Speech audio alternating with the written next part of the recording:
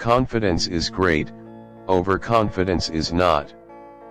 A man who made spears and shields once visited Akbar's court. He said, "Your Majesty, nobody can make shields and spears to equal mine. My shields are so strong that nothing can pierce them, and my spears are so sharp that there's nothing they cannot pierce." Birbal was sure that he could prove him wrong, but the man thought it was impossible.